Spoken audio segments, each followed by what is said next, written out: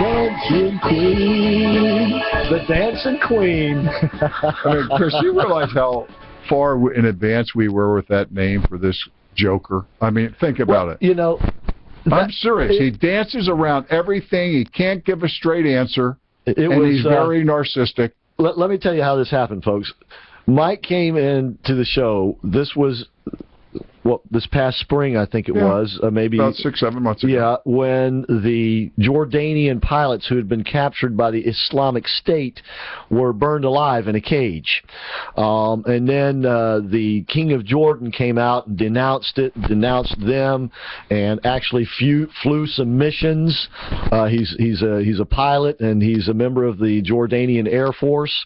And Mike comes in one day and he says, "You know what we got to do? We got to take that Dancing Queen music, that ABBA tune," and it is ABBA, isn't it? Yes. Yeah, ABBA, and apply that to Barack Obama, because the Jordanians get the warrior king, a macho man, fighter pilot, special forces.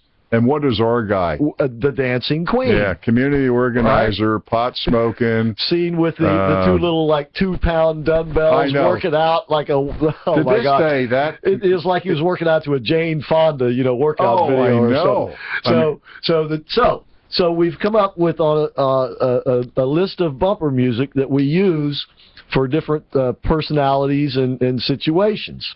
Amongst them, we use the Beatles tune "Loser," for instance, for Hillary Clinton. Yep. Well, lo and behold, I'm listening to Hugh Hewitt last week, right? As I'm driving home. He's from 7 o'clock till 10, I think. And he plays that "Loser" tune.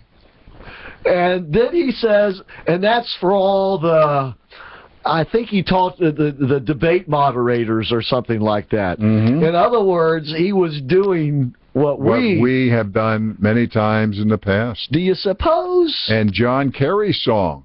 It was The Great Pretender. The Great Pretender. Yeah. I mean, like I say, we got a whole list. That's exactly right. So we're way out in front of the media world. Yeah, indeed we are. Two swinging guys from South Jersey. All right.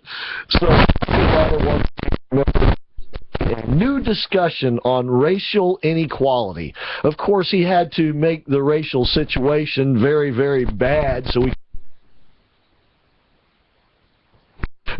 race relations in this nation are at a low point since the 1960s. That's how far back, and this is not just me saying this. The polls show this as well. White people especially, but black people also in significant numbers believe that race relations in this country are worse off since Barack Obama became president. Now, different people have different reasons why. Obviously, some blacks believe that those race relations are worse because we can't stand the idea that a black man is president of the States.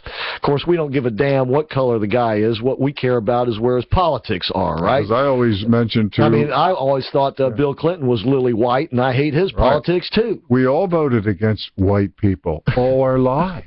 Right. So what's the story of...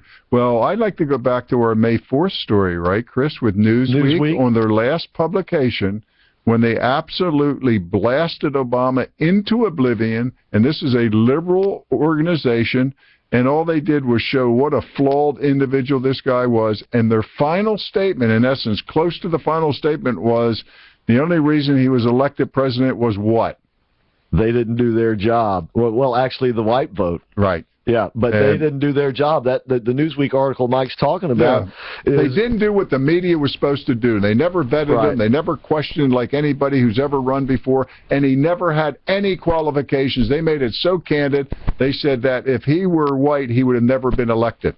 Yep. And that's putting it right on the line, and it's right there. Go read the article, Newsweek, May 4th.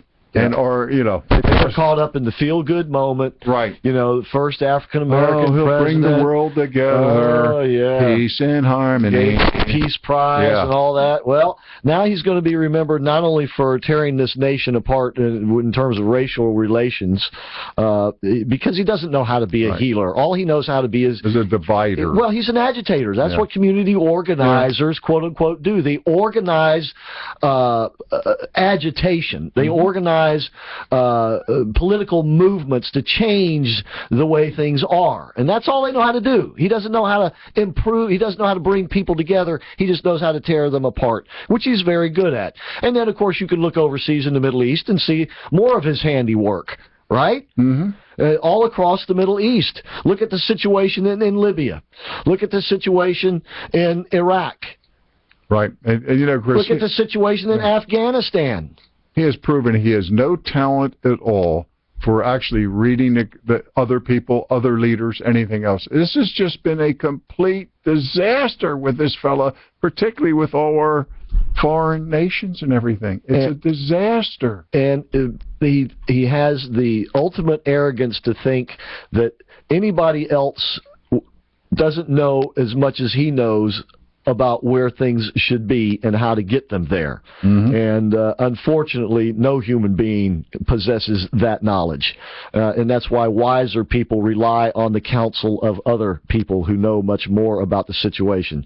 But his opinion, for instance, the military, what do they know? Right, they're the ones who got us into Iraq in the first place. How can I rely on them now? They're the ones who got us in there in the first place, right? Well, I know better than them.